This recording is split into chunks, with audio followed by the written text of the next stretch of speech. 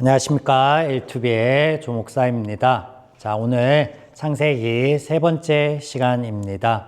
우리가 지금까지 성경의 세계관, 그리고 성경을 이해하기 위해서는 성경에서 하나님께서 사용하시는 어떤 기술 방식이라든지 혹은 성경만이 가지는 어떤 독특성에 대해서 좀 알아야 될 필요가 있다라는 말씀을 드리면서 몇 가지 살펴본 것들이 있는데, 자, 우리가 지난 시간까지 살펴본 것, 이 상징성이라는 것, 아담, 한 인물에 대한 이야기 같지만 사실은 인류에 대한 이야기다라는 말씀을 드리면서 좀 살펴보았고, 또 성경 자체가 이 하나님의 일하심의 순서에 의해서 하나님을 소개하기 위한 목적을 가지고 만들어 놓았다라는 것, 말씀을 드리면서 우리가 이제 이어지는 4명의 족장 이야기를 좀 보려고 합니다. 오늘은 그 첫 시간으로 아브라함의 이야기를 볼 텐데, 이 4명의 족장 이야기가 4번에 걸쳐서 반복되는 이야기가 등장하고 있는 것을 우리가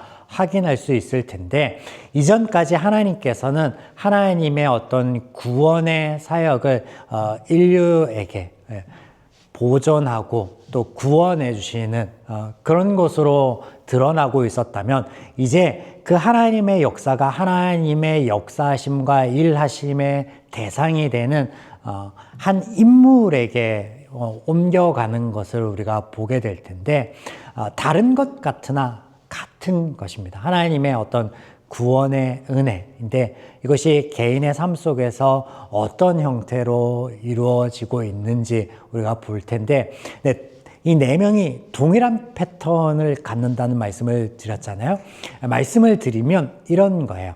하나님을 모르던 자가 하나님을 아는 자로 바뀌는 것을 우리는 보게 될 것입니다. 자, 12장부터 보겠습니다. 12장 2절. 내가 너로 큰 민족을 이루고 내게 복을 주어 내 이름을 창대하게 하리니 너는 복이 될지라. 하나님께서 아브라함을 부르시죠. 그리고 그에게 네가 복이 되게 하겠다라는 말씀을 해주시는데, 이 하나님께서 말씀하시는 이 대목 12장 1절부터 3절의 중요 포인트들만 가져와서 말씀을 드리자면 이런 내용이 되겠습니다. 내게 복을 주어 너는 복이 될지라. 그러면 하나님께서 주시겠다 약속하신 이 복은 어떤 의미일까요? 어떤 의미일까요? 우리가 아브라함 하면은 흔히 떠오르는 그의 모습 가운데 순종이라는 모습을 떠올리거든요. 그러면 순종이 복이냐? 그렇지 않다라는 것을 먼저 말씀을 드리겠습니다. 아브라함은 하나님께 부름을 받았으나 그가 그의 생각에, 그의 소견에 오른 대로 기근이 들면 약속의 땅을 떠나서 이집트로 가고 또 다른 땅으로 가기도 하고 또 하나님을 비웃기도 하고. 자, 하나님이 아브라함을 부르신 이유는 복을 주시기 위한 것인데, 그러면 이 복이 무엇이냐? 복은 순종이 아니다. 순종으로 얻어지는 것이 아니다. 라는 말씀을 드렸습니다. 자, 아브라함 이야기를 좀 더 보겠습니다. 아브라함이 여호와의 말씀을 따라갔고 롯도 그와 함께 갔으며, 아브라함이 하란을 떠날 때 75세였더라. 75세 많은 나이에 떠나갑니다. 하란을 떠나가요. 그래서 가게 되는 땅이 가나안입니다. 가나안. 지금의 이스라엘의 나라가 있는 그곳 지역으로 가게 됩니다. 그러면 그곳에 가서 그곳에서 정착을 하느냐? 그렇지 않아요. 기근이 들자 바로 이동을 합니다. 그 땅에 기근이 들었으므로 아브라함이 애굽에 거류하려고 그리로 내려갔으니 이는 그 땅에 기근이 심하였음이라. 그래서 가라라고 해서 갔어요. 그래서 주신 땅에 있었냐? 아니요. 이동했습니다. 그런데 이렇게 떠돌이처럼 상황에 맞춰서 이동하는 이 모습이 그에게는 아주 익숙하였던 삶의 모습이다라는 것을 먼저 말씀을 드립니다. 그래서 순종한 것 같이 보이지만 그렇지 않다라는 거. 그리고 또 하나님의 거듭되는 약속에도 불구하고 그가 하나님의 약속을 비웃었습니다. 네, 볼까요? 17장 17절 아브라함이 엎드려 웃으며 마음속으로 이르되 100세 된 사람이 어찌 자식을 낳을까. 예, 엎드려 웃으며 비웃었습니다. 네가 웃는 것이 어찌 됨이냐 했더니 저 안 웃었는데요. 거짓말까지 하죠. 예. 이런 모습을 볼 때 아브라함이 순종한 것이 아니라는 거죠. 그리고 하나님의 약속을 믿었던 것도 아니고 비웃기까지 하였습니다. 그럼에도 불구하고 복이 되게 하겠다, 복을 주겠다라고 하신 그 하나님께는 하나님께로부터 오는 이 복이 의미하는 것이 사람의 행위에 있지 않기 때문에 그렇습니다. 그래서 이 아브라함의 부르심의 이유, 복을 주시기 위한 건데 이 하나님의 복은요 순종이 아닙니다. 순종이 아닌 은혜입니다. 은혜. 은혜. 우리가 노아의 이야기도 하나님의 구원의 이야기, 은혜의 이야기였다라고 살펴보았고 바벨탑의 이야기도 하나님의 심판이나 하나님의 어떤 흩어놓으심이 아닌 은혜의 이야기로 살펴본 것처럼 은혜예요. 은혜. 성경은 이와 같은 동일한 이야기를 다른 어떤 상황, 다른 이야기 안에 반복적으로 이야기할 때가 많이 있거든요. 은혜입니다, 은혜. 자, 계속해서 볼까요?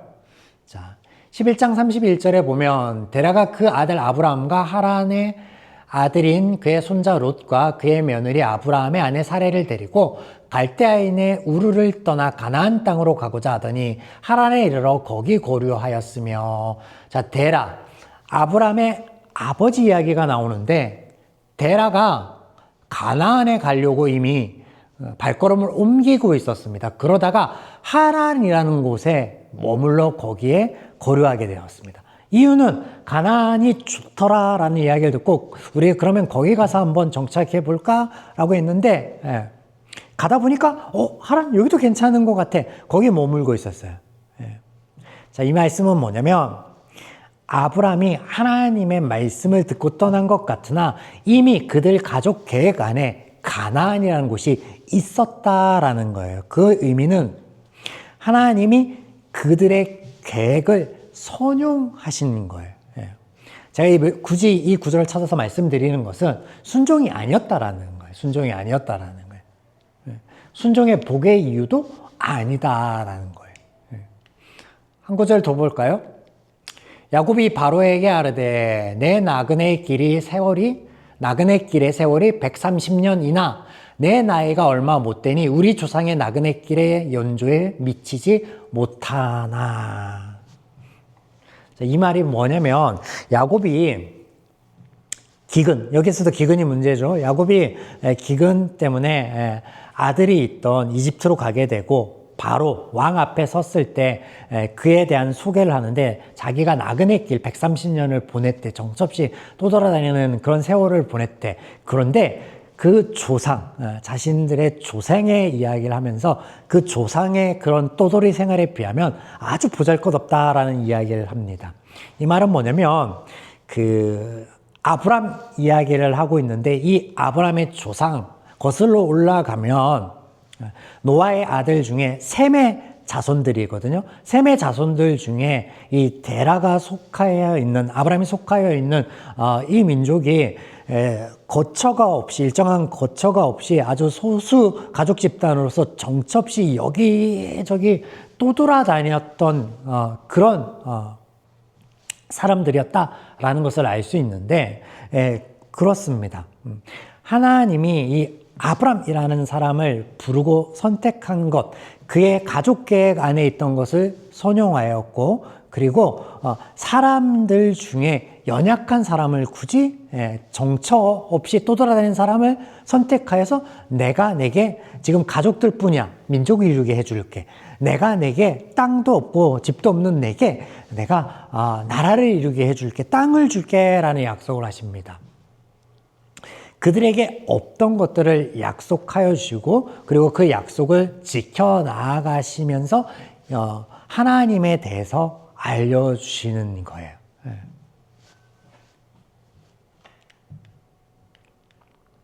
자, 그래서 하나님께서 약속하여 주셨죠. 아브라함에게 그 삶에서 하나님의 그 약속을 어떻게 신실하게 지켜가시는지, 또 그 안에 아브라함은 어떻게 일관하는지 우리가 간략하게 좀 살펴보도록 하겠습니다. 자, 12장 20절에 보면 아브라함이 가나안에서 기근이 일자 바로 이집트로 넘어갑니다. 예, 넘어가서 성경의 기록에 보면 아브라함의 아내가 사레가 이 당시에 환갑이 넘은 나이임에도 불구하고 바로 이집트의 왕이 탐낼 만한 미색이었나 봅니다. 이때 아브라함은 자신의 아니만을 생각하죠. 그리고 누이라고 속이고 아내를 뺏길 위험 가운데 처해 있을 때 그때 하나님이 바로에게 나타나서 너 저들 건들지 마. 그런 사건이 있죠. 자, 20절 보겠습니다. 바로가 사람들에게 그의 일을 명하매 그들이 그와 함께 그의 아내와 그의 모든 소유를 보내었더라. 자, 하나님이 개입해 주심으로 가정이 깨어질 수 있는 위기의 순간에 또 가지고 있는 그 적은 것들, 그들이 떠돌면서 가지고 있던 소유가 얼마나 되겠습니까? 대국 앞에서 또 그들의 억압 앞에서 산산이 부서질 수 있는 그 위기의 순간에 하나님이 바로를 움직입니다. 이집트의 왕을 움직여요. 조서를 쓰게 하고 건들지 말게 하고 그리고 오히려 또 그곳에서 더 많은 소유를 얻어서 나올 수 있게까지 하여 주십니다. 자, 그랬더니 이제 13장에는 아브라함과 함께 왔던 롯의 목동들과 아브라함의 목동들이 서로 분쟁하는 이야기가 등장하죠. 이유는 아브라함에게 가축과 은금이 풍부하였더라. 예. 분쟁거리가 있을 만큼 그가 풍족해졌다라는 거예요. 풍족해졌다는 거예요. 예. 기근이 들어서 다른 나라로 옮겨갔거든요. 그 말은 살기 위해서 먹고 살 것이 없어서 옮겨갔는데 이제는 먹고 살 걸 걱정하는 게 아니라 풍족해서 싸우기까지 이르렀다라는 거예요. 예. 무엇 때문에? 예. 성경의 기술은 하나님 함께 하심 때문에, 하나님 함께 하심 때문에, 하나님이 복을 약속하여 주셨기 때문에, 하나님의 은혜로. 예.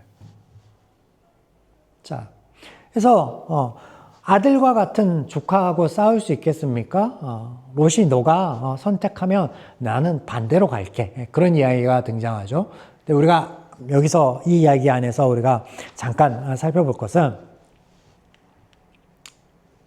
자, 보이는 땅을 내가 너와 내 자손에게 주리니 영원히 이르라. 이게 이제 하나님의 약속이 등장하는데 이 13장 이야기 안에서 롯은 당연히 그 가축을 이제 돌보아야 되니까 물이 풍부하고 그리고 초목이 풍부한 곳을 골라서 갔겠죠.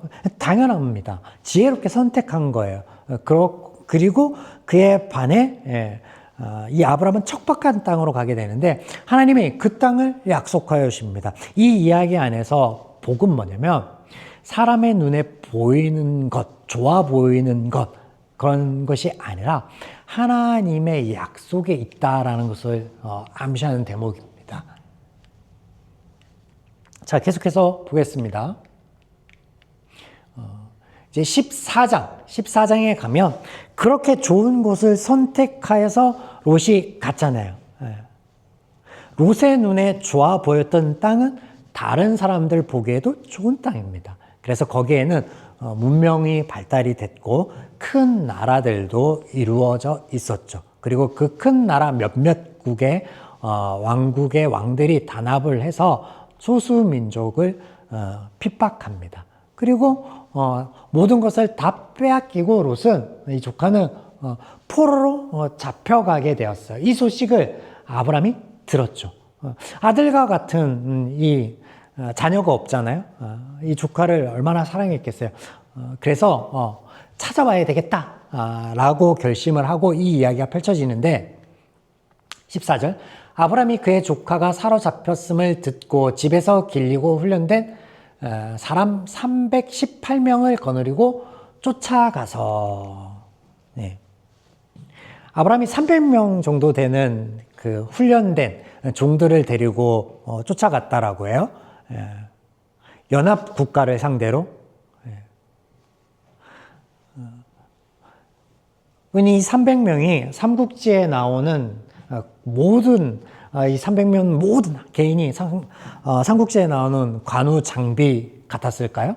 그래서 연합군 몇천 명, 몇만 명 되는 사람들 해집고 다니고 그 안에서 장판파의 조은처럼 아들을 구했던 유비의 아들을 구했던 이 조은처럼 활약을 했을까요? 말도 안 되는 거예요, 사실. 말도 안 되는 건데, 오죽했으면, 자녀가 없던 이 아브라함이 오죽 급했으면, 그래서 어찌됐든 승리를 해서 돌아옵니다. 롯을 찾고, 빼앗긴 것들 모두 되찾아서 돌아옵니다. 말도 안 되는 일이 벌어져요. 근데 그 말도 안 되는 일이 하나님의 은혜였음을 우리에게 알려주는 자가 한 명 등장합니다. 자, 볼까요? 자, 이 이야기가 아비멜렉이라는 자가 나와서 얘기하는 거거든요. 이 인물이 중요한 게 아니에요. 그 입을 통해서 하나님 이야기를 하는 게 중요해요. 성경 하나님의 이야기를 하고 있으니까. 자, 보세요. 너의 대적을 내 손에 붙이신 지극히 높으신 하나님을 찬송할지로다 하매 아브라함이 그것을 얻은 것에서 10분의 1을 멜기세덱에게 주었더라. 네, 이름 잘못 얘기했어요. 멜기세덱. 네. 그래서 뭐 이름이 중요한 게 아니니까 멜기세덱이 갑자기 튀어나와가지고 아브라함에게 이런 이야기를 하니까 아브라함이 얻은 것 중에 10분의 1을 줍니다. 그래서 11조 얘기할 때도 이 멜기세덱의 반차 뭐 이렇게 얘기가 나오는데 이 인물이 누구냐? 갑자기 왜 이 인물이 나오냐? 막 하면서 막 얘가 제사장이냐? 뭐 하나님의 사람이냐? 그런 이야기가 아니에요. 앞서 설명을 드렸죠. 말도 안 되는 상황 가운데 이 아브라함이 그 소망하던 것을 이루고 돌아오거든요. 그것은 하나님의 약속 때문에 네가 복이 되게 하겠다. 내가 복을 주겠다. 너의 행위 때문이 아니라 내가 그것을 약속했기 때문에 내 은혜이기 때문에 그것을 얘기하기 위해서 이 인물이 등장하는 거예요. 내 손에 붙이신 하나님을 찬송할지라. 하나님께서 하셨다라는 얘기를 하고 있는 거예요. 하나님께서 하셨다라는 얘기를.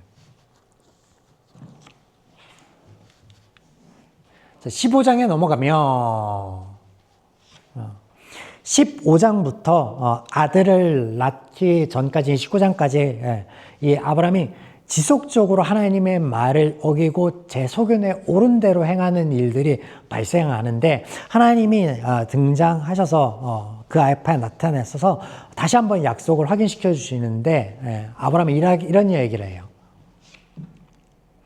아브라함이 이르되 주 여호와여 무엇을 내게 주시려 하나이까 나는 자식이 없사오니 나의 상속자는 이 다메섹 사람 엘리에셀이니이다.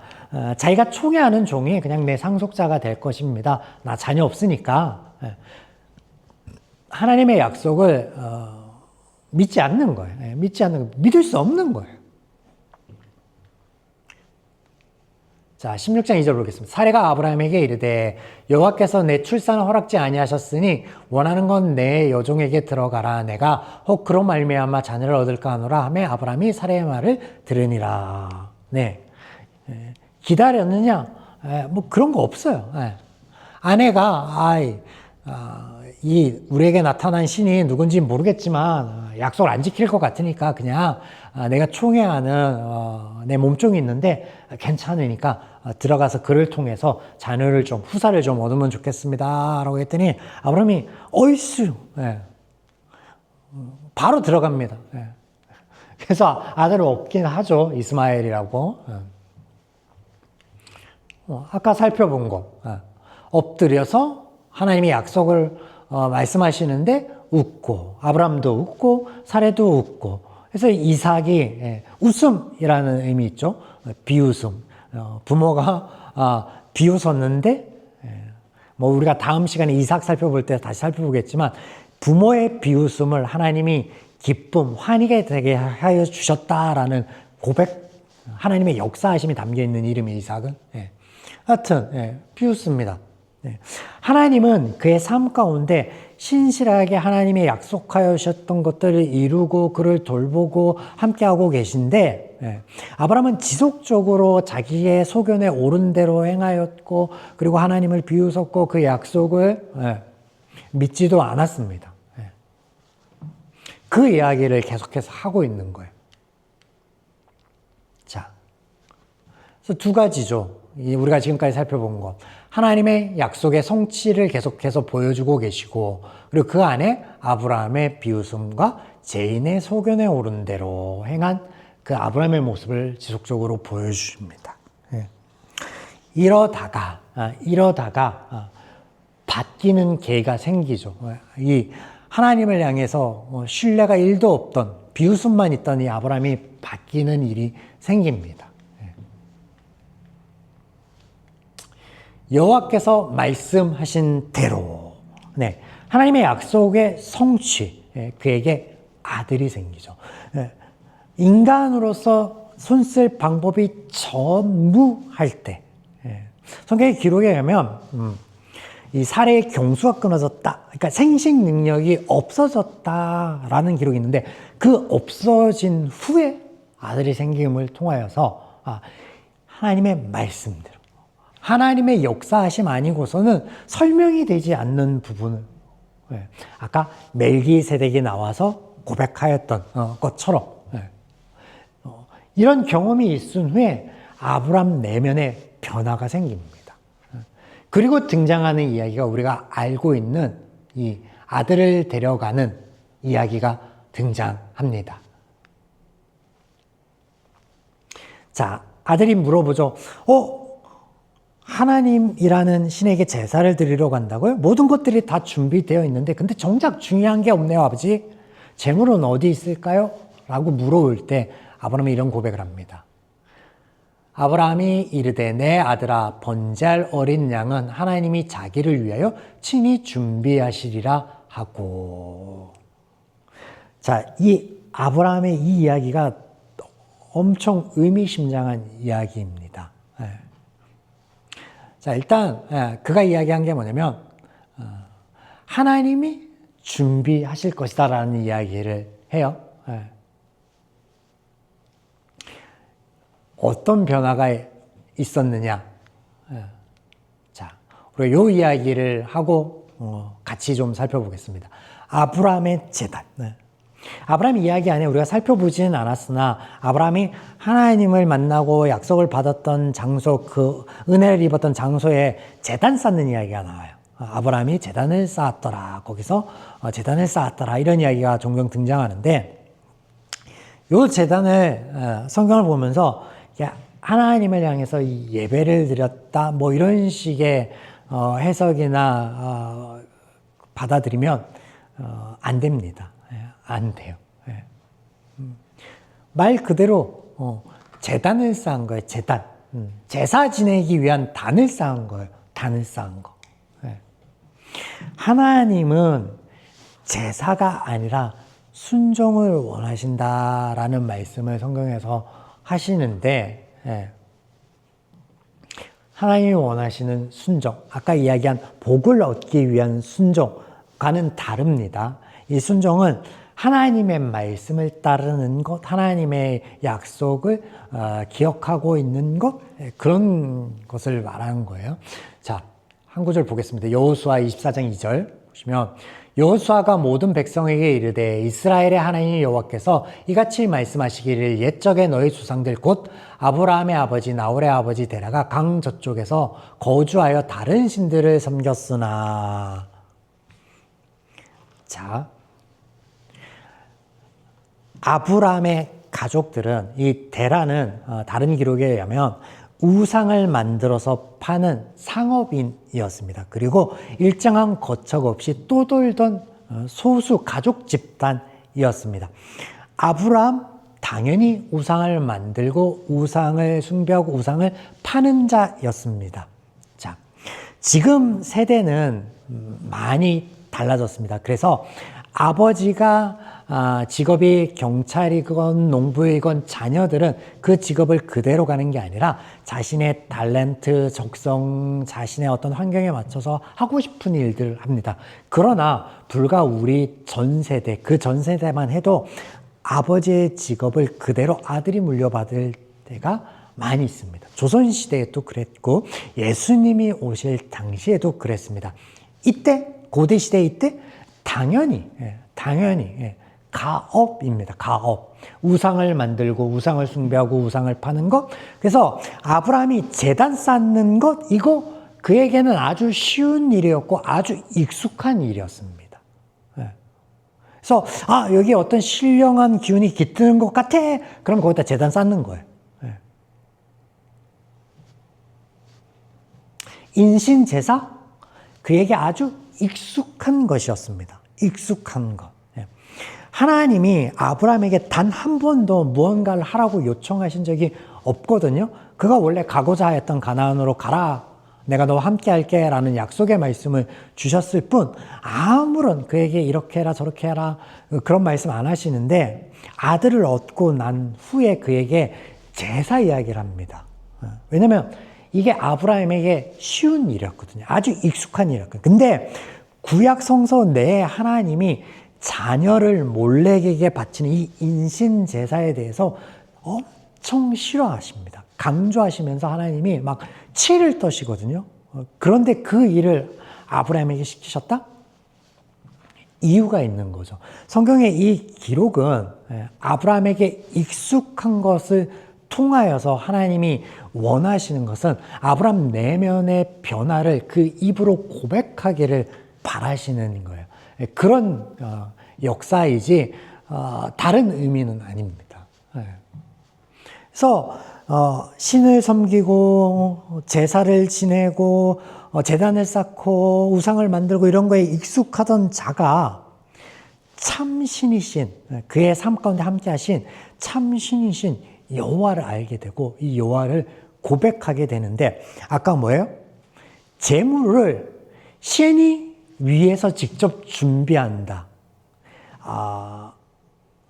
그러면 제사의 이 종교라는 것에 이 없는 개념이에요. 아예 전무한 개념이에요.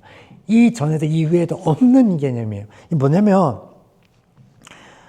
사람들이 제단을 쌓고 제사를 지내고 정성을 드리는 것은 그 어떤 행위를 통하여서 그 정성을 통하여서 신의 마음을 감동케 하여 자신들이 원하는 소망하는 바를 이루기 위한 장치거든요. 그런데 그 신이 신을 위해 제물을 준비한다?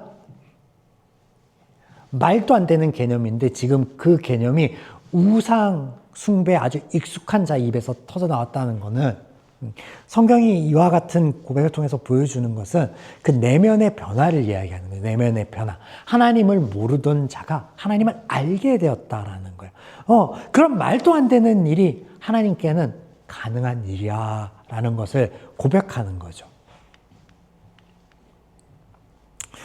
자, 그래서 우리가 첫 번째 이 족장 아브라함의 이 긴 이야기를 오늘 짧게나마 보았는데 하나님의 구원의 역사가 이렇게 이어지다가 큰 줄기 안에서 이어지다가 이제 개인으로 들어와서 이게 구체화됩니다. 구체화되는데 하나님을 모르던 자가 하나님을 아는 자가 되었습니다.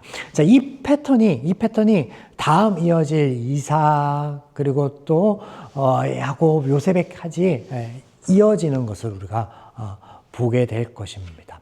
성경은 하나님의 이야기를 하고 있습니다. 그리고 성경에서 이 하나님의 이야기가 우리에게 복음이 되는 것은, 복된 소식이 되는 것은 우리에게 뭔가를 요청하거나 우리에게 뭔가를 하라고 그리고 거기에 맞는 어떤 상을 주는 것이 아니라 아무것도 바라지 못하고 소망하지 못하고 모든 소망이 끊겼을 그때 찾아오셔서 소망이 되어주시고 복이 되어주시는 하나님을 우리에게 전하기 때문에 그렇습니다. 자, 하나님께서 들려오시는 것을 성경 안에서 경청하자. 오늘 창세기 세 번째 L2B 시간이었습니다. 감사합니다.